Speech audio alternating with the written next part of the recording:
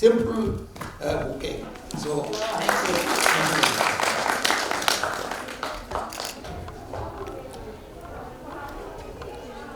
Honorable Principal, DG Madam, all the members of M-12 batch, doctors, teachers, and my intern doctors. Today, this moment is the historic moment for me, for the M-12 batch students and doctors now, all the MMCNs, and what to say, because I want to avoid the word proud. Rather, we are blessed that we have got the opportunity to welcome one of our MMCN, Professor Dr. Nazneen Ahmed. Now she is Ahmed, but to us she is Nazneen Sultana. And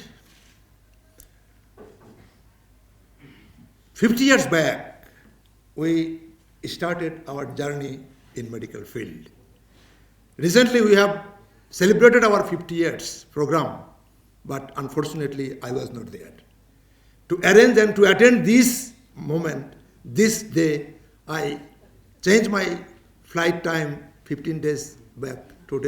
Yesterday, I returned here back to meet and to organize this program. So, regarding everything, what I would like to mention, there are many stars in the sky, but few stars are so bright that can be counted by people. So, like that, in our M-12 batch, among the stars, Nazneen Sultana was and is the brightest star in our M-12 batch. And now we are getting her here. That's why we are blessed. She stood all around fast in all professional examination of medical professions in our time. That was the history. And after internship, I was so unfortunate that I had no opportunity to meet her, though several times she visited Bangladesh. But due to some reason, we could not meet. But today I am very much happy to get her with us in this campus. And there are many things to talk, but due to lack of time, I would not go there because there is something to do now. Regarding the Ad-Din, I think Dr. Nazneen should know, this Ad-Din started its journey about 40 years back, but this medical college started 16 years back when I quit from government job and started as vice principal, then principal, now advisor of this foundation. This Ad-Din has got 4 medical colleges and 8 hospitals, 4 nursing institutes, 1 medical technology institute, 1 pharmaceuticals company, and all these hospitals run by this group. And our DG Madam, Dr. আমাদের সেই কি বলে ওই আমার তো এখন বয়স হয়ে গেছে, আমি আবার নাম ওইরকমভাবে মনে রাখতে পারি না, আমাদের সেই Nahid Yasmin, she is managing all these hospitals as a director general. So as MMCN, we are also proud of her activities, organizing everything. So now I am not going to talk more. I would like to request another of our friend. He is another star in the field of pediatrics in this country, Professor Dr. Lutful Kobir, to come here and introduce officially Professor Dr. Nazneen to the audience. Thank you very much. I'm so glad. I mean, this institution has all my friends, from medical school. So I really feel proud. And this is a woman's, right? Women's medical school. So that's another thing to be proud about. So I'm going to talk about MASH, which is the new nomenclature of NASH, non-alcoholic. And let's just go to the next slide. So the main objective today is for the next 30 or 40 minutes, I'll try to review the updated fatty liver disease terminology, define a clinical practice algorithm for mast-cell evaluation, identify the methods to non-invasively assess fibrosis, and review the pharmacological therapies. Can you see very clearly all the slides? Okay. So, there is the reason this definition came, MAFLD, M-A-F-L-D, this has been proposed because this will be an appropriate term to describe the liver disease associated with the known metabolic dysfunction, which I will outline in the next few slides. And previously known as NAFL, this is really a hepatic manifestation of a multi-system disorder, which is heterogeneous in its underlying cause, presentation, course, and outcome. So the problem is, I don't think there will be a single test or a single medication which you can treat this disease, and I will talk about those. So there was a famous quote from Georgina Williams from University of Newcastle, Australia. MASLD is an escalating concern globally, which highlights the need for innovative targets for disease prevention and management, and I'll try my best to focus on those. So if you look at the prevalence of MASLD worldwide, it's very, very prevalent. It varies from about 25 to 40% in different parts of the world, as you can see. And if you add type 2 diabetes mellitus in this problem, it can go up to about 68%, as you can see in Europe and in Latin America. In the United States also, it's epidemic obesity, and the prevalence is very high. So there have been little change in the nomenclature. I will focus on that. So if you know about the fatty liver disease or steatotic liver disease, it's a spectrum from metabolic liver disease in one and alcoholic liver disease, because they have the same pathology. If you do biopsy, you'll see the balloon fatty predominance and all those. And rarely there are few idiopathic groups, drug-induced, which I will not focus now. So in between, there is a new identity that we have recognized. We have seen that people who are obese and diabetes also drinks alcohol. So they are known as MET-ALD. And depending on how much alcohol they drink, obviously females are more predominant. Like for a female, 140 gram a week, for a male, 210 gram a week. So that's not very high. So that will be MASLD predominant MET-ALD. On the other hand, on the other spectrum, you can see ALD predominant when the alcohol intake is very high. For a female, it's 350 a week gram, and 420 for a male. And I will, in the next slide, I will show you, maybe next few slides. So now this is very important. So when you see a patient or a patient is referred to you for fatty liver disease, either ultrasound showing fatty liver, or the transaminases are high, and that is the situation of steatohepatitis. You need to ask, does the patient meet all these criteria on the right side? So you should be aware of this. So BMI more than 25, right? Or waist circumference more than 94 centimeter in male. Fasting serum glucose more than 100 milligram. I think in Bangladesh you guys use millimole 5 or something. So is that more than that? Then blood pressure more than 130/85, plasma triglycerides more than 150, or plasma HDL less than 40. So these are the 5 metabolic criteria. At least the patient should have one of them. If 2 or 3 is better. So if the patient has this criteria, then you ask if the patient drinking. If no, then that is the typical metabolic dysfunction associated disease, or MASLD, on the left side that we are going to focus on. But if the patient drinks alcohol, he or she will be in the MET-ALD category. And if the patient doesn't fulfill, then you have to think about other alcoholic liver disease or cryptogenic SLD.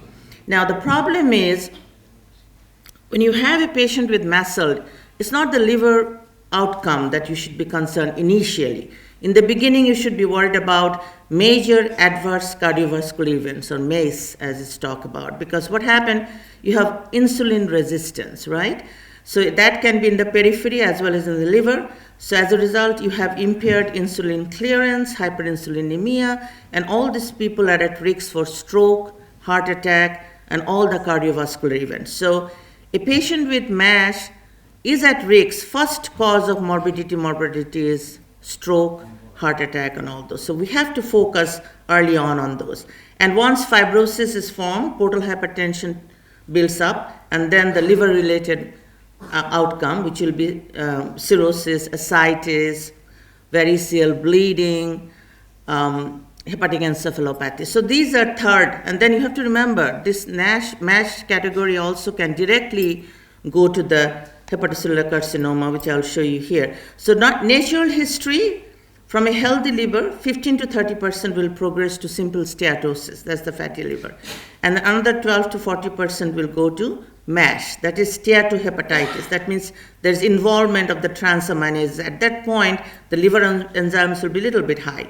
Now, these two phases are reversible.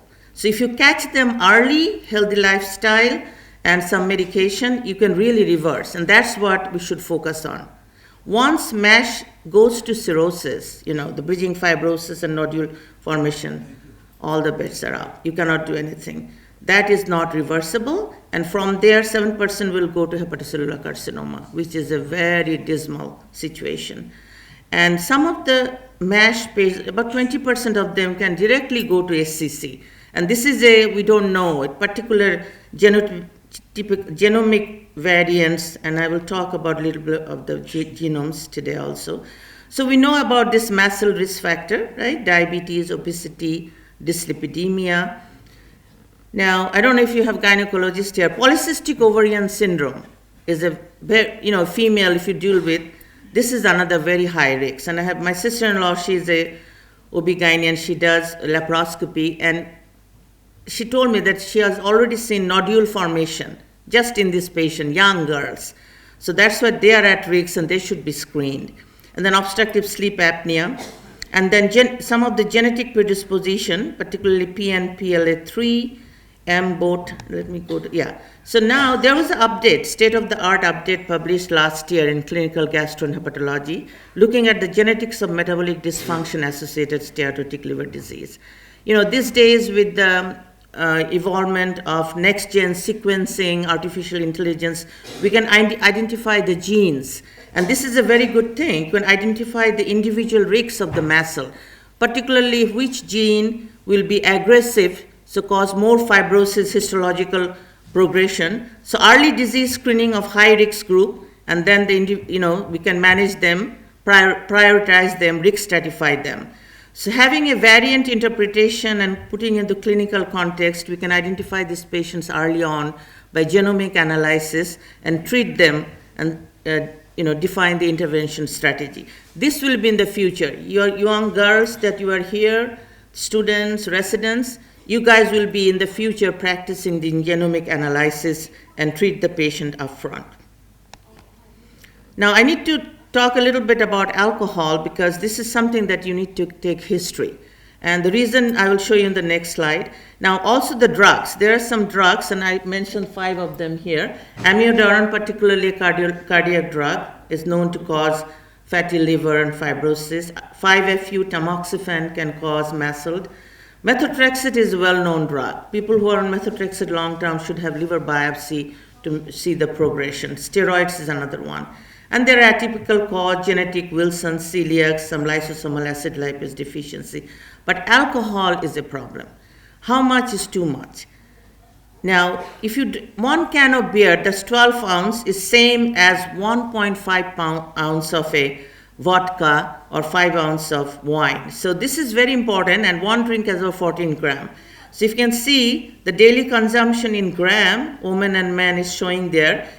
Most of the people are in heavy category because nobody drinks 1 can of beer a day. They drink maybe 6 beer. Also, the patients will tell me, Doc, I just drink 1 ounce of wine, or I said, that's enough. And particularly in female, you have to warn them. They are at very high risk from drinking for progression of this liver disease. And the reason I'm saying all this is a recent publication last year showing the HCC, hepatocellular carcinoma, the risks. And they found that alcohol-associated liver disease was more prominent, in our part of the world. India, the Indian subcontinent, the darkest one, Myanmar, Thailand. So I believe it's the quality of the alcohol maybe, but they are at higher risk than people in the Europe, North America, South America for hepatocellular carcinoma. So this is something I want you guys to ask your patient with fatty liver, how much they drink, or do they drink at all. If they drink, they should stop. And there is interaction between alcohol consumption and metabolic syndrome. If you look at these slides, on the right side, this is the BMI. So with the normal BMI of 25 or less, if the patient drinks, he's at 5.84-fold risk for getting this fatty liver or mast cell. Similarly, BMI more than 30, 4 point more risk when they drink alcohol. And diabetes is another problem. People who have diabetes, their risk is about 2.58, but if they drink alcohol, the amount that I've told, they're at 19.20-fold increase. So alcohol consumption is very, very important. And what I want you to know is, please talk with your patient if they drink, and if they do, tell them that you have a fatty liver, you shouldn't be drinking. I know they don't listen, but you do your job. So fibrosis is linked to mortality. Now, we used to do liver biopsy. These days we don't. It's not possible to biopsy this entire population of mast cell. Obesity is epidemiology now. So there is other way, but this study shows that as the fibrosis is advanced, from F0 to F1 is the safe one, and up to F3 earlier on, maybe, but once the F3 bridging fibrosis, F4, it becomes compensated, decompensated cirrhosis, and very high all-cause mortality, liver-related mortality. So that's why we need to identify patients at earlier on, and this is another slide showing you the balloon. F0 is about 21% of fat, but then once these blue things are the fibrosis, right? So you can see the clinical significant fibrosis is mostly from F2, F3, and F4. And the advanced fibrosis, obviously cirrhosis, that gives a very bad outcome. So what we are trying to do, you can see it's called FIB4, FIB4. That is the one number. Are you guys familiar, anybody? FIB4? This is a very important thing, and it's very simple. So this is what it is. Know your patient's FIB. So you can see the formula on the upper side, right corner. This is in Google. So all you need is just a chemistry, AST, ALT, you know the age of the patient, and platelet count. So everybody has, all the primary care physician should have this data, and then you put in the number, and that will give you a number, either 1.3 or 2.67, a range. And it's very good negative predictive value. I mean, this is not gold standard, but this is something that we are talking now. So if the formula gives you a report of less than 1.3, you are safe. The patient is safe. You don't have to follow the patient closely. Maybe if it's diabetes, you repeat that, and I'll show you on the next slide. The positive predictive value is the problem, because you need a good number. If it's more than 5.3, then it's close to 90%. So, and then intermediate risks, there is one, and for them you go to liver stiffness, which I will talk later on in the next slide, I believe. So this is the one. Primary care or non-GI hepatologic care people should be the initial physicians that should deal with these people, not the GI. GI will be later on. So what you do, if you think the patient, particularly diabetes, you should screen them. So do the formula, and if FIB4 is more than 1.3, no, then you repeat every 1 to 2 years if they have diabetes, and see the progression, risk stratification. If it is more than 2.67, in between range is a intermediate range, which people need the liver stiffness. So if a patient has a FIB4 more than 2.67 or persistent ALT, AST elevate, refer them to hepatology. That's the role that we play, and we can decide if that patient needs another assessment, particularly with MRE, magnetic resonance elastography. And then according to risk level, as I showed you, low, intermediate, high, I'll talk about VCT and ELF in the next slides. So from there, and the reason is some people may need liver biopsy, not everybody, because then it will help you that you are confused the patient has and what is the grade, what is the stage, and then you can do liver biopsy and manage them. Now this is another test called ELF, enhanced liver fibrosis, and this has a good prediction for liver-related events. In the United States, it's not done routinely, it's only done on clinical trial, but I believe it will be practiced soon. So these are basically the breakdown products for fibrosis, right? Hyaluronic acid, metalloproteinase, procollagen 3. So these are blood tests.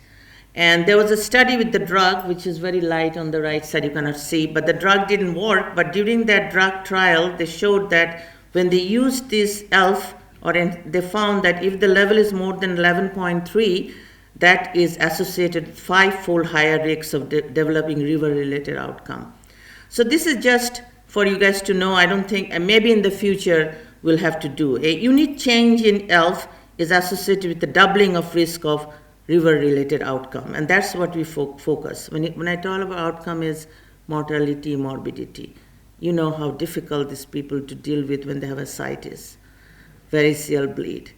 So there is a role of non-invasive biomarker. You can utilize them to confirm diagnosis, exclude other cause, risk stratify them, and then once you start treatment, you can follow them, which I'll show in resmetirom trial, and then monitor the progress.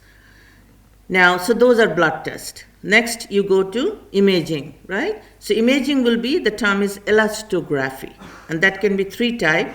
The most common that we use in the office is vibration control transient elastography. The technician does it. It can be bedside, and it is really very helpful. That's the most accurate, and that we do. It correlates fairly well with portal pressure, most reliable in ruling out advanced disease, and this is most widely used in the United States. The second one is the radiology will do, ultrasound, shear wave elastography. And the third one is MR elastography, which is not available in every institution, but that is very precise, which I will show you. So on the left side, you can see right side, transient elastography, and that's just an ultrasound probe, and that's the machine. So these are the number. If it's less than 8 kilopascal, it usually rules out cirrhosis. In more than 12 kilopascal is the cutoff, that kind of gives you the risk. But once you have the reading as more than 20 kilopascal, it is definitely cirrhosis. So these are the numbers that you need to use. Sometimes it's a problem with heart failure patient, iron overload, and ascites is always a problem for any ultrasound. Now, MR elastography, the kilopascal margin is low. It's 5 kilopascal. It's more than 5 kilopascal will rule in cirrhosis.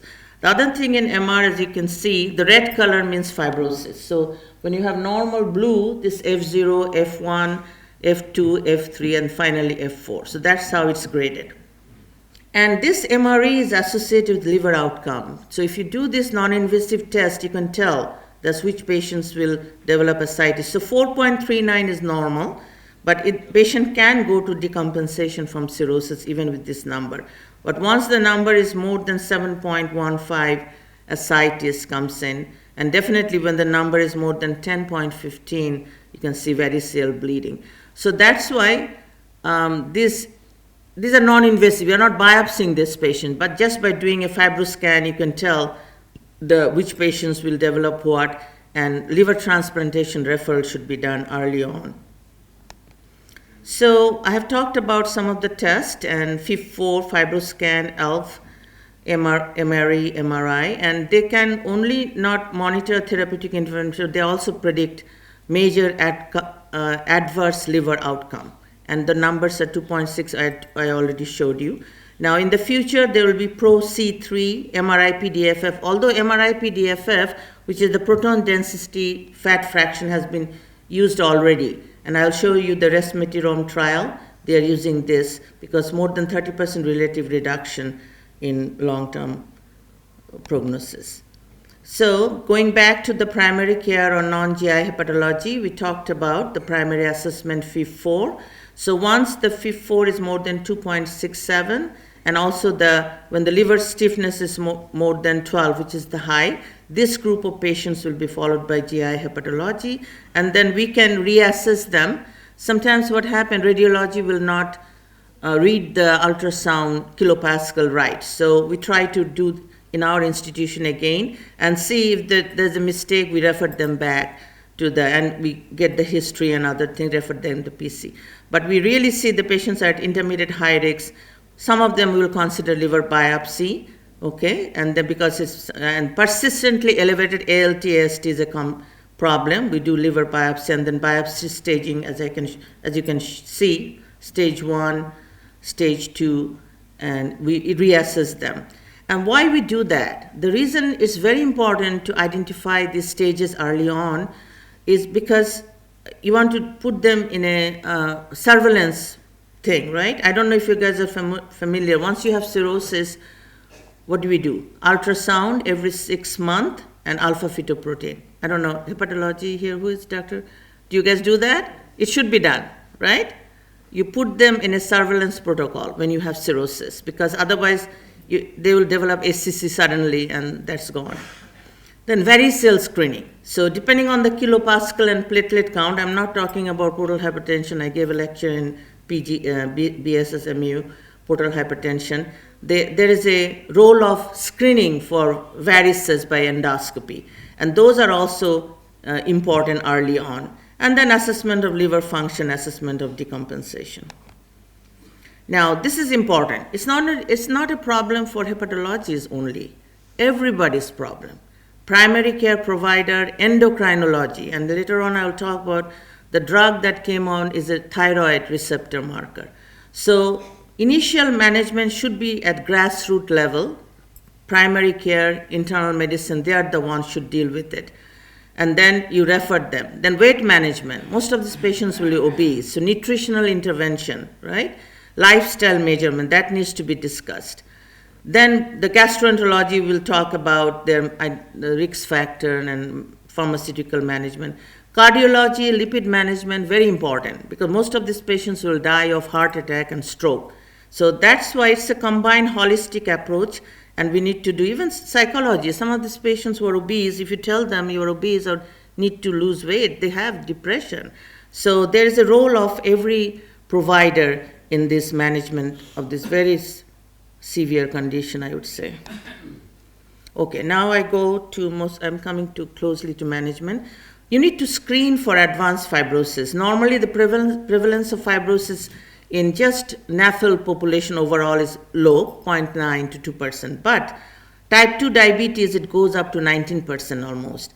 Then medically complicated obesity, when the high BMI, they're at 33%.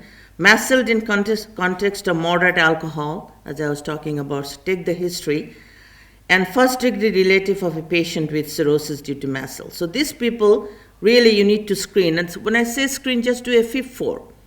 Do a FIB4 and the number less than 1.3, safe, number more than 2.67, refer to hepatology. This is very important. That's why I'm giving this lecture, so you guys understand just by getting the AST, ALT, platelet count, and age, you can screen a patient for mast cell. Okay, now we are going to management. Of course, the lifestyle recommendation is number one, and it's very hard, very, very hard. If you talk with patients that, you shouldn't be eating this, what should I eat, doctor? What should I eat? I said, well, you can eat everything, but in more moderate amount, all this. And then exercise, obviously, and I will talk about Mediterranean diet, I think. Okay, so weight reduction, this is important. Lifestyle measures, if you can, patients can do, and they can reduce some, even less than 5% of weight loss can help you improvement of the steatosis, improvement of the ballooning, which is the histological thing, earlier signs. Then if you can do up to 9%, this goes up, 80% chance of having resolution of mass and regression of fibrosis. 10% weight is the magic number. If a patient can lose 10% of their weight, you really are in a very good shape. You can some studies have shown that fibrosis even regress and mass can also resolve. So weight loss, yes. But the problem is the overall LI, that means life intervention doesn't help much. You can only help 20% of the people. So what we are doing is people who are very hard, massive morbidity, BMI 40, 50, bariatric surgery. Okay, bariatric surgery, there can be endoscopic or laparoscopic or whatever, open.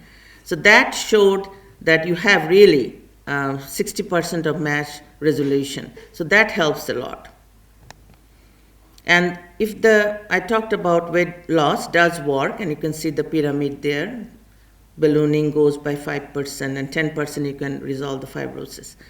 So that the diet that is recommended is Mediterranean diet. The diet that we commonly eat in Bangladesh, right? Fish, wheat is good, and plenty of fruits and vegetables, which is very hard in United States. They don't eat that much. So it's not only for MASH, decrease all-cause mortality, cardiovascular disease, cancer, obesity, everything is related with diet these days. So it's very important to talk to patients about dietary intervention earlier on. Okay, now who are the patients that we need to treat and how? About a few years ago when I came, I gave a lecture on NASH in Bardem. I talked about pioglitazone and vitamin E. That was the Pivens trial, I think, in 1990. Now we are not there. We have GLP-1 and GLP-1 and GIP drugs, which you guys are familiar with. And these drugs also helps in cardiorenal mortality benefit, right? For diabetes mellitus, you guys are using all these drugs. GLP-1 receptor agonist, I think liraglutide is something you guys are using. So these are now the treatment for MASLD and MASH, and I'll talk about them. And obviously you need to control the blood pressure with whatever drugs you have, and dyslipidemia, statin, atorvastatin, or whatever, omega-3 fatty acids. So everything has to be combined. You need to fix the cardiovascular comorbidities to treat these people. Now, GLP-1 and GIP receptor agonist, I'm not going to go in detail. They don't really work directly for the liver. They work in a different way. They will cut down the appetite. Patients will eat less. They cause gastroparesis, slow down the gastric emptying. They have a lot of features in, steatosis, lipotoxicity, insulin sensitivity. So in other organ, no direct feature, not targeting the liver directly, but they are good drugs. So by decreasing the weight, they will work on the liver also. And this is one of the drugs, semaglutide. I don't know if you guys have here. In this, on the right side is a trial from New England Journal, I think 2021. And what they found when they used the drug, there are different doses, 0.1, 0.2, 0.4. This is a weekly injection. So there was resolution of mass, right? But there was no improvement of fibrosis. So later on, there's another phase 3 trial that recently came out in ASLD, I think in November. And that showed a remarkable 72-week analysis of patients more than BMI 35. And what happened, you can see, compared to placebo, when they gave the semaglutide, and I think they used 2.4 milligram weekly. 2.4 milligram injection weekly versus placebo. And you can see with semaglutide, the NASH resolution without worsening of fibrosis was 62.9%. Remarkable. With placebo, only 34%. And you guys know about the p-value. If it's less than 0.001, it's statistically significant. So all these category, MASH resolution without worsening of fibrosis, improved fibrosis, and weight loss, all these were helped with semaglutide. So this is a good drug.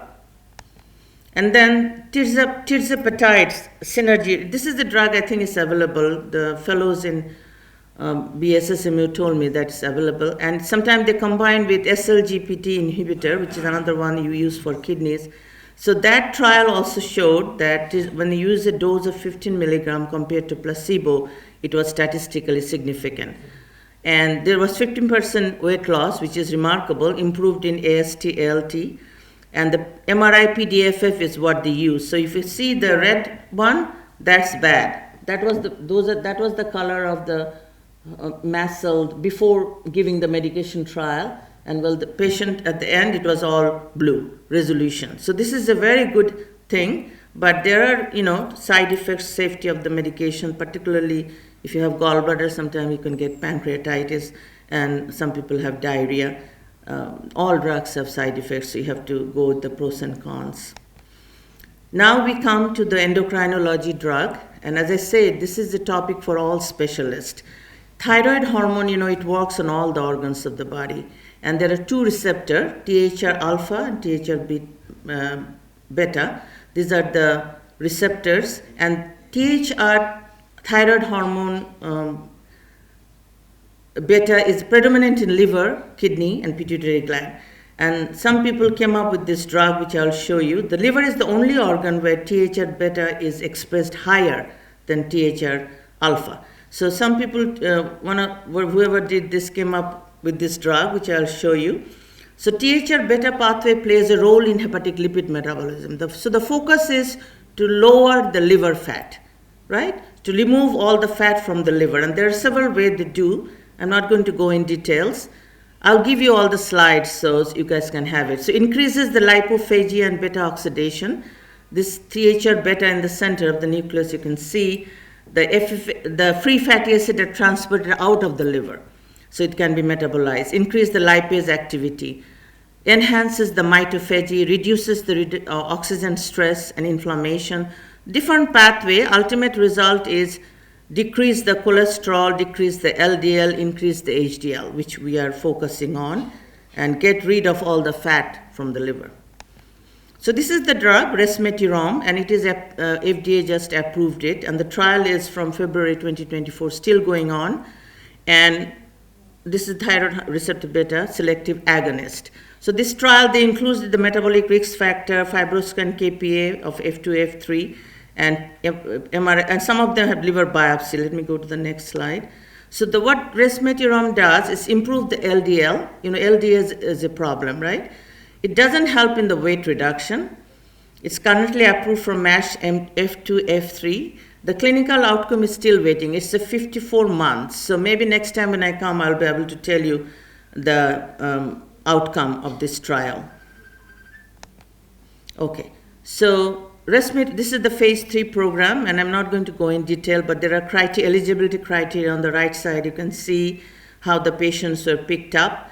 And upfront, they did a liver biopsy, then they did a liver biopsy on 6 months to see, because FDA is not going to approve a drug if you don't show them that there is histopathological improvement. So this is very important. And it did show initially, so they approved it now, and the trial is going on. So the step 1 is you have to confirm the mast cell, right? And then you have to rule out that it is really mast cell, it's not other disease. And then the step 2, identify patients with confirmed or likely stage 2 or 3 fibrosis. Once it's cirrhosis, patients are out. And the criteria is shown below. I'm not going to go over. I already talked about VCTA and all this. So exclude cirrhosis. If you have cirrhosis, patient cannot have. Then you consider treatment with resmetirom. And after 3 months, you confirm the safety of the medication, no drug-related injury, liver injury, tolerability. If the patient has worsening of the non-invasive test, you do a FIB-4, then stop. If there's no improvement in 3 months, stop the drug. No change in NIT, then you can continue that.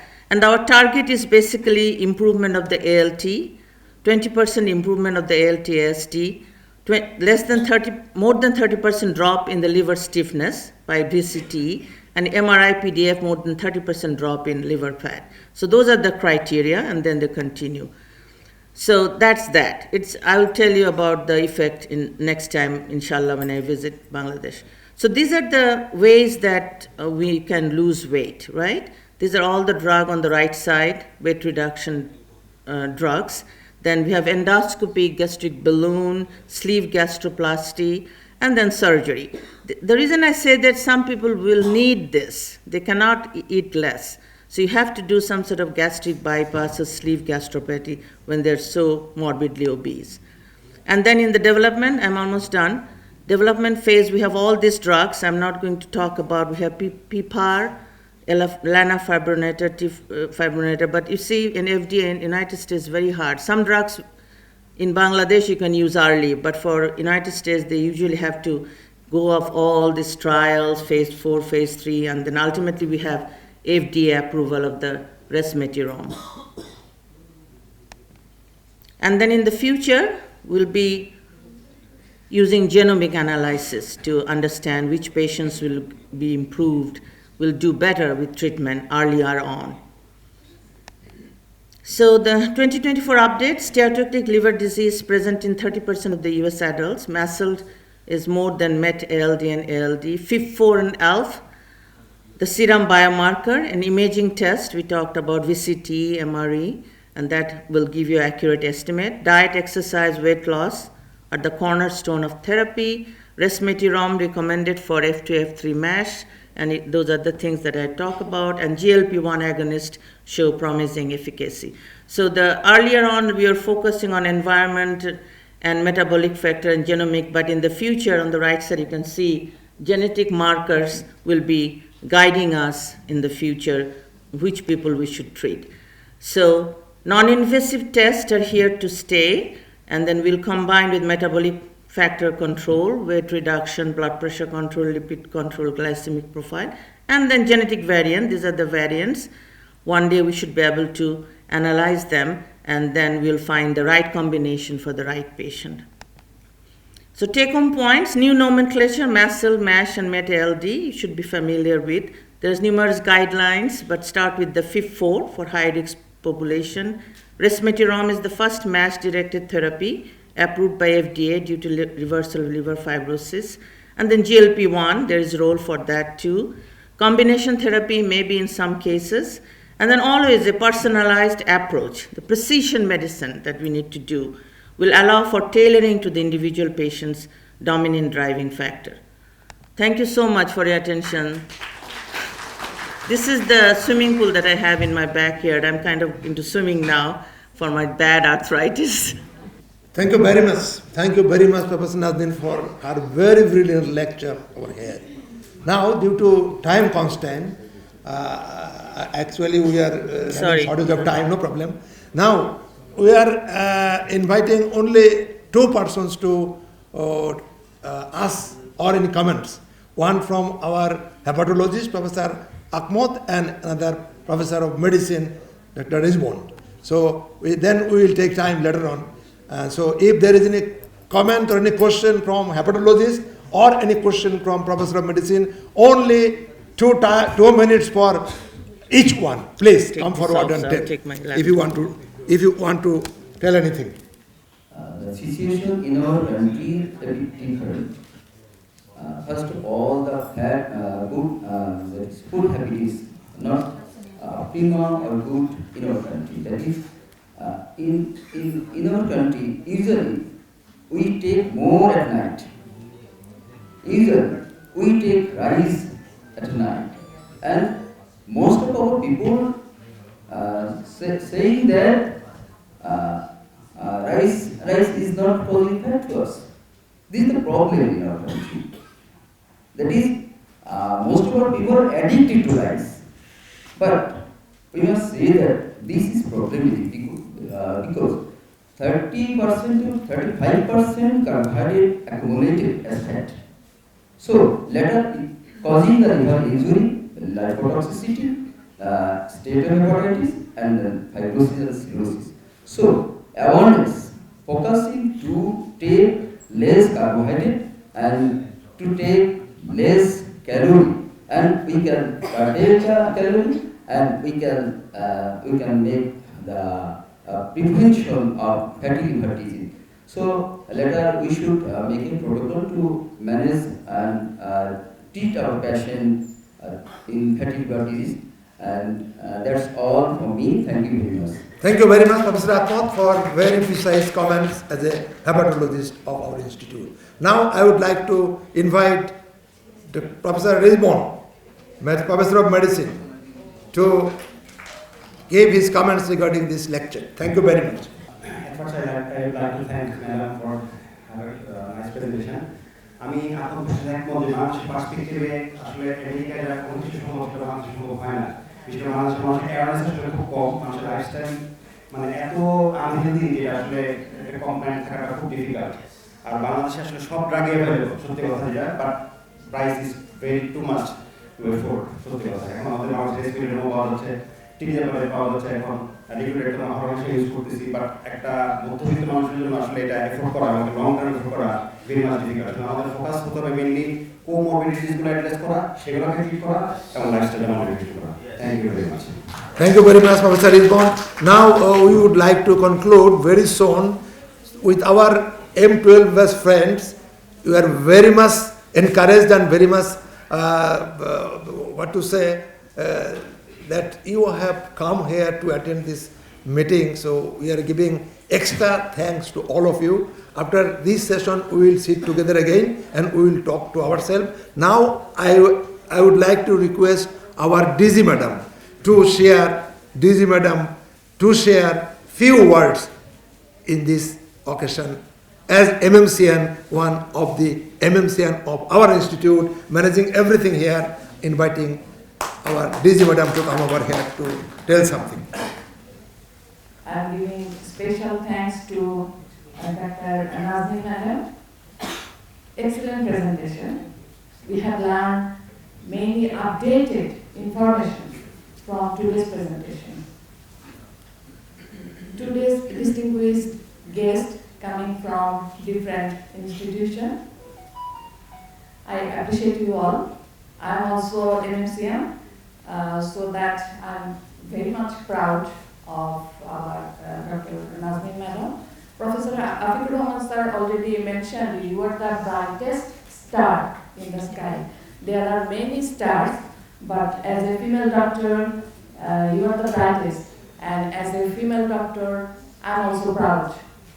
Actually, আমাদের আজকের প্রেজেন্টেশনে আমরা আজকে যারা সবাই এসেছি আমরা সবাই খুবই এনজয় করেছি অনেক কিছু জানতে পেরেছি specially our hepatologist and our doctors of medicine department endocrinologist they are the beneficiary I think so but as a public health expert আমি যেটা ফিল করেছি from today's presentation holistic approach you showed a holistic approach. So this is also a good thing from today's presentation. Thank you very much. Thank you all. A special thanks to Professor Nazneen Madam. Special thanks to Lutful Kabir sir because of few days back sir, Lutful Kabir sir shared with me about you, and yesterday Afikur Rahman sir also called me and shared about you. You are the first. You were the first girl, I think. You stood first in all professional examinations, sir mentioned. So really, we are proud of you as MMCM. Thank you all. Thank you very much. Thank you very much. Thank you very much, Dr. Nahid Yasmin. Now I would like to share a few words from our principal, Professor Mahmouda, pediatrician of this institute. I have a problem with my voice. Thank you, Nazneen Madam, for a nice presentation. And from pediatric point of view, actually we are taking also the fatty liver. I had an opportunity to collect some data for the fatty child, those who have got obesity. We found the patient, those who are in adolescent age group with obesity, they have got the fatty liver. And actually it is very difficult to control, and I have already handed over the data and questionnaire to Dr. Chanat to collect the data and the food habit that is in our country almost getting similar to USA, and as we have gone through the different food blogs like from USA, we are getting this type of, our new generation is getting this type of food and they are habituated. So I have a special attention and a special request to the intern doctors. You guys, you will be the next, what should I say, you should take the relay for the management of the patient, and this presentation, today's presentation is very important for you as you can select your subject, specialty in this background, and you have to take the responsibility for the society for get rid of this type of diseases and this type of problem. Thank you so much. Thank you, madam. Thank you very much. Thank you very much, Principal Madam.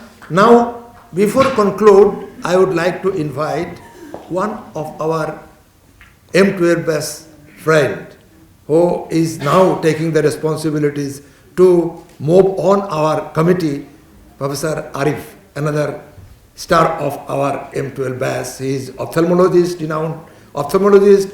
I would like to invite Arif to share few words before conclusion. Thank you, Professor Afik, for inviting me to say a few words. First of all, I'd like to congratulate our best friend and very brilliant student of our batch, Dr. Nazneen M-12. I think we should give a big clap for her. She has excellently deliberated in elaboration about the fatty liver, which is really very important, especially for our country and time demanding. I'd like to thank Dr. Nazneen for taking all the travels to be with us in our Golden Jubilee program with spouse and giving so much time for us. I must thank our Honorable DG Madam, Honorable Principal for being with us in this academic session. I'd like to thank all the teachers of this institution and particularly internees for being with us in this session.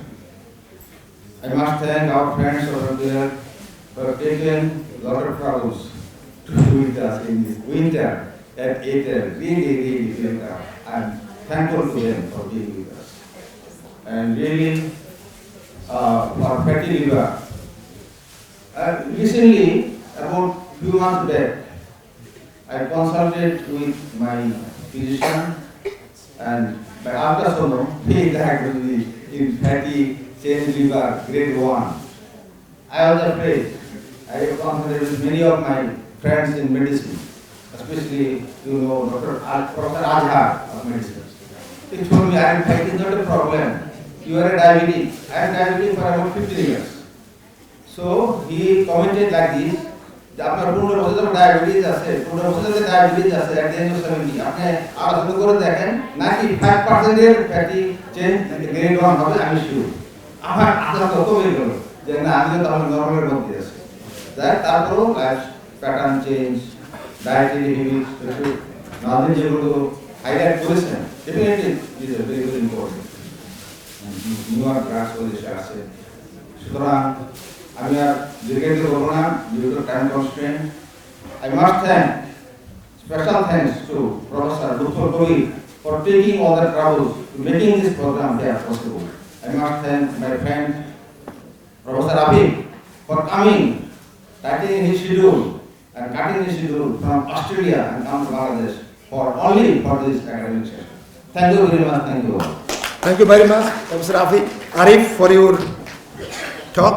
নাও আমি এখানে শেষ করার আগে আমি আমার বন্ধুদের যারা আমাদের M-12 এর বন্ধুদের রিকোয়েস্ট করছি যে আমরা এরপরে আমাদের একটু এক জায়গায় বসে আমাদের মতো একটু কথা আমরা শেয়ার করব।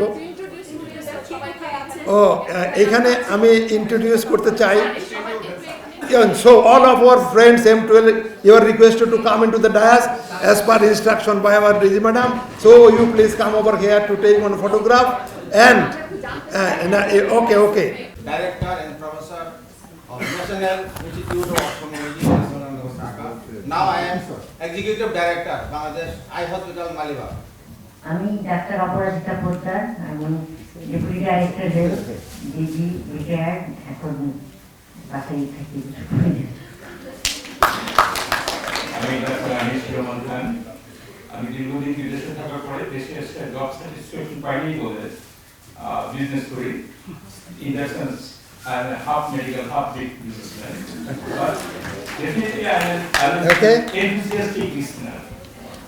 African Barbar কথা করে, and therefore it's very important to attend this meeting, especially when Nazneen, she has come from over a long distance. So and I need to listen to her about fatty liver. I've learned many things from this discussion. Thank you very much. Assalamualaikum. আমাকে কি বলতে হবে?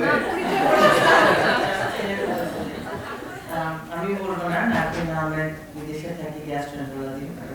Thank you for giving me this opportunity.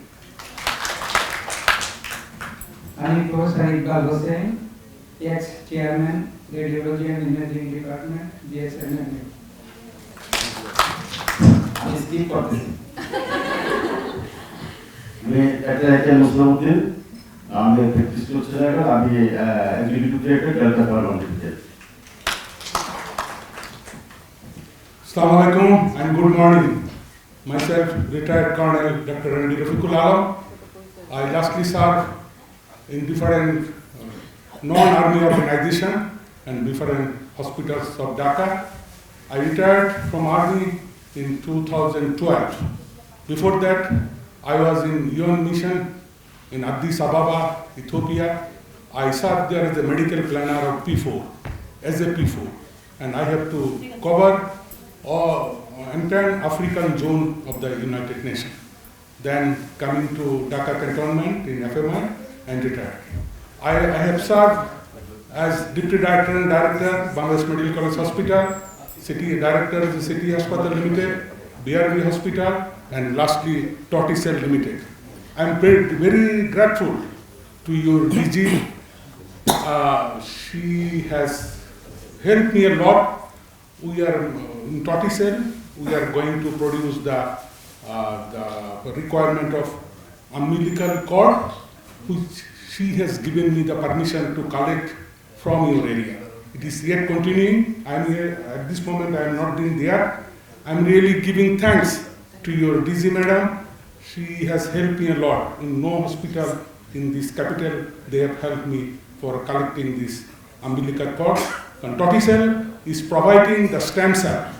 It is one of the latest phenomenon as a treatment, and it is the Torticell who is providing and producing this umbilical cord.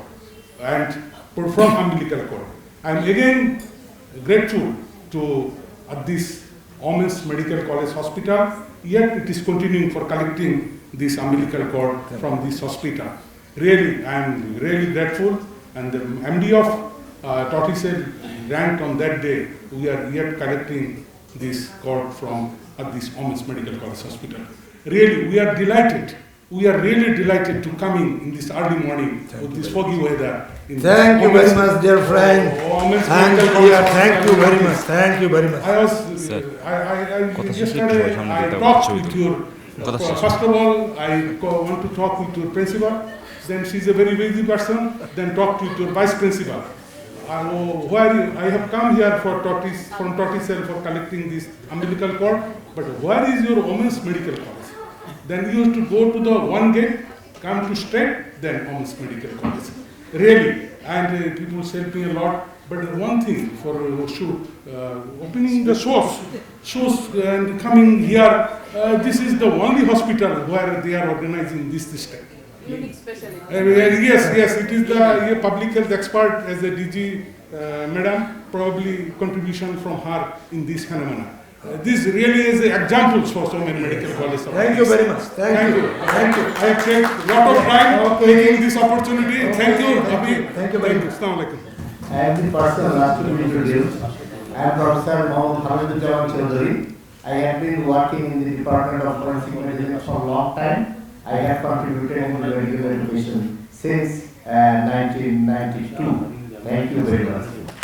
One thing is that আমি and আমার আরেকটা পরিচয় হলো I am the oldest member of Ad-din family. এই আদ্দিন ফ্যামিলিতে যত member এখানে present আছে I am the oldest member. এইটা হলো আমার একটা পরিচয়। আর আমি শেষ করার আগে সবাইকে আমার বন্ধুদেরকে আমি আরেকটা মেসেজ দিতে চাই। এদের বর্ণনা দিতে অনেক সময় লাগবে। আমি আরেকটা মেসেজ দিতে চাই। আমরা M-12 ব্যাচ যেখানে more than 60% they have done their post graduation and served the country and abroad. এটাও কিন্তু আমাদের একটা বিরাট অ্যাচিভমেন্ট।